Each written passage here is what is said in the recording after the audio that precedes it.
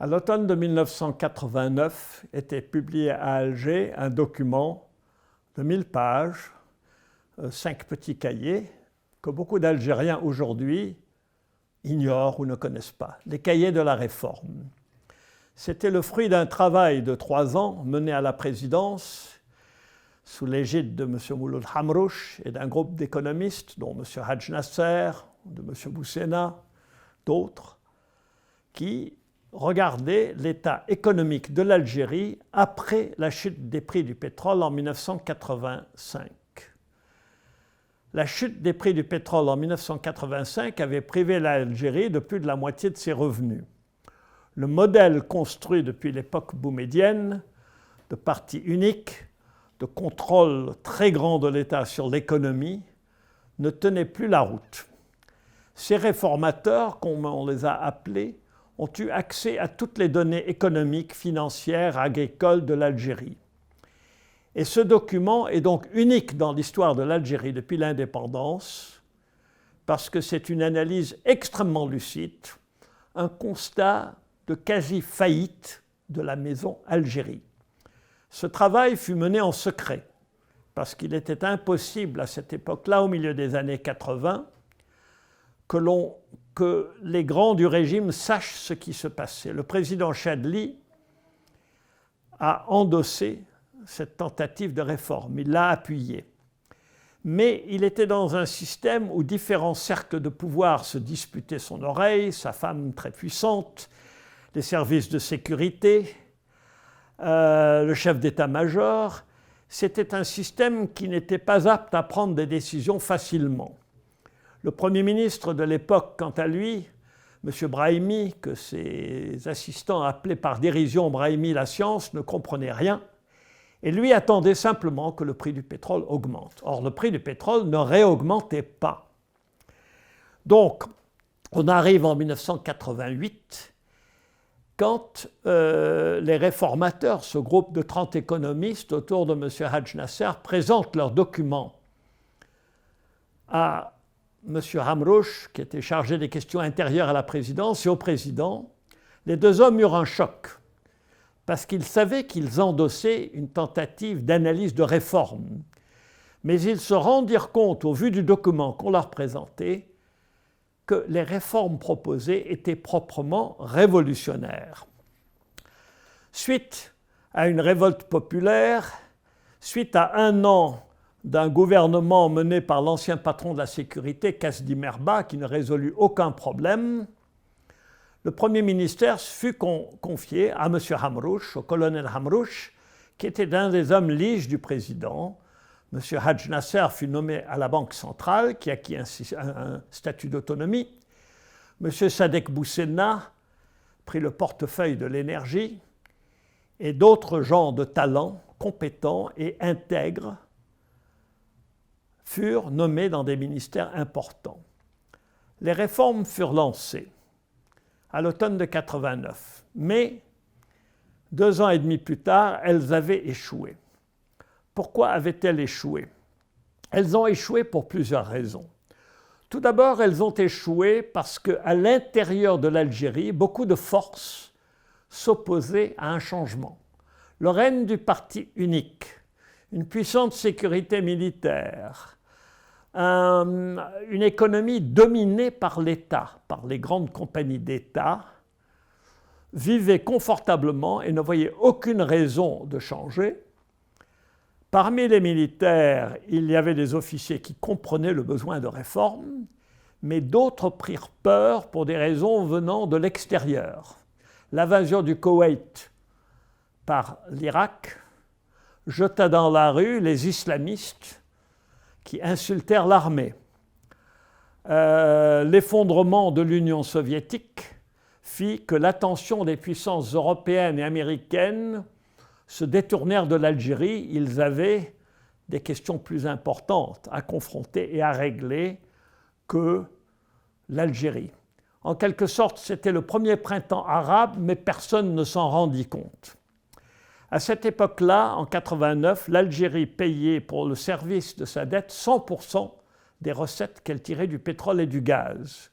Le niveau de vie chutait.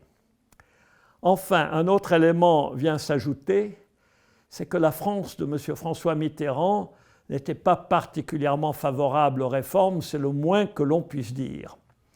En 1991, à la chute du gouvernement libéral, enfin du gouvernement réformateur de M. Hamrouche, l'ambassadeur de France à Alger, M. Audibert, me dit lors d'un entretien: le gouverneur de la Banque centrale, M. Hadj Nasser, est un des hommes les plus malhonnêtes qu'il m'ait été donné de rencontrer.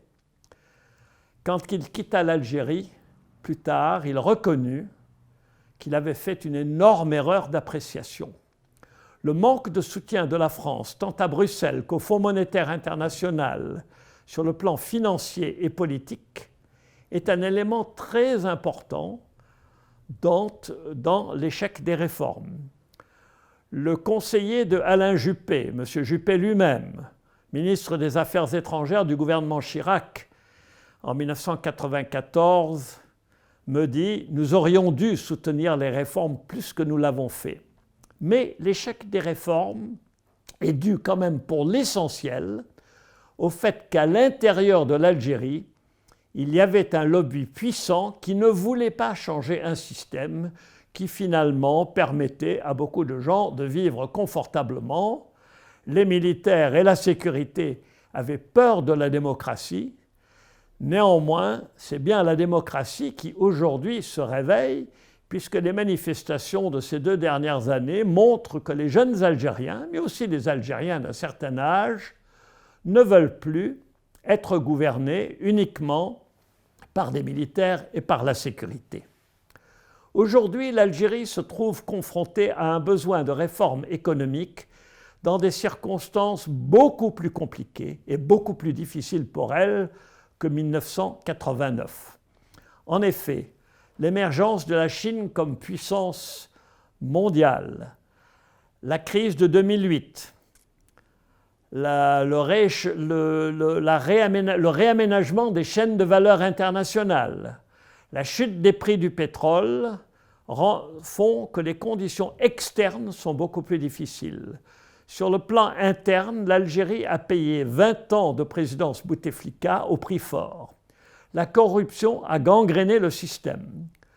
La haute fonction publique a été éviscérée. Les hauts fonctionnaires de qualité qui existaient nombreux en 1989 et qui ont participé à l'élaboration des réformes n'existent plus. Elle n'est plus là. Il y a aujourd'hui une diaspora algérienne de grande qualité en Europe, dans le Golfe, aux États-Unis. Serait-elle associée à d'éventuelles réformes? On peut en douter. Mais le plus important, c'est que les grandes sociétés d'État, comme la Sonatrach pour le gaz et le pétrole, la Sider pour l'acier, ont été cassées par les 20 ans de Bouteflika. La Sonatrach, qui était une grande compagnie en 1990, menée par des gens intègres et de grande intelligence internationale, n'est plus aujourd'hui que le pâle reflet d'elle-même. Les actions entreprises par les réformateurs à l'époque, M. Boussena, ministre de l'Énergie, qui fit doubler le gazoduc, la quantité de gaz qu'on pouvait envoyer par le gazoduc qui emmenait le gaz algérien en Italie, qui lança le projet de gazoduc sur l'Espagne et le Portugal par le Maroc, qui fit rénover les usines de liquéfaction de gaz, qui fit nommer à la tête de la Sonatrach M. Abdelhak Bouhafs, un technicien brillant, un gestionnaire brillant. Tous ces gens n'existent plus. La Banque centrale n'est plus autonome. Quand la loi encourageant l'investissement privé, public ou privé, étranger ou algérien, fut lancée en 1991, la loi du crédit et de la monnaie, plus d'une dizaine de grandes compagnies, Pfizer, SmithKline Beecham, Peugeot, Daewoo, des grandes compagnies japonaises vinrent investir en Algérie. Les grandes compagnies internationales ont cru en la libéralisation du modèle algérien. Mais malheureusement, des élections en fin 1991 détruisirent les réformes. Le Front islamique triompha au premier tour, les élections furent annulées et l'Algérie finit avec 10 ans de guerre civile. Aujourd'hui, le problème des réformes, comme je l'ai dit, est plus difficile qu'il y a 30 ans. Mais il est inéluctable à un moment ou à un autre.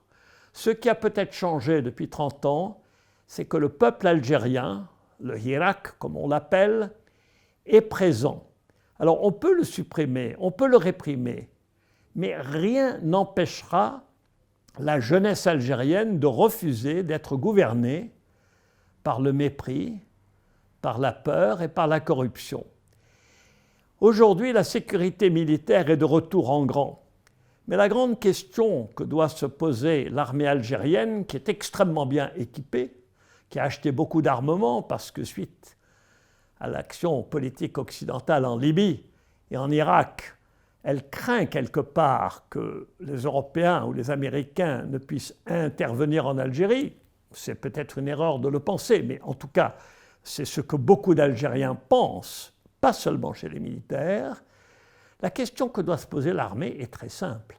À quoi sert-il d'avoir une armée super équipée, bien dirigée, avec des officiers compétents, sans aucun doute, si cette armée doit défendre un pays qui est si affaibli économiquement que l'Algérie l'est aujourd'hui?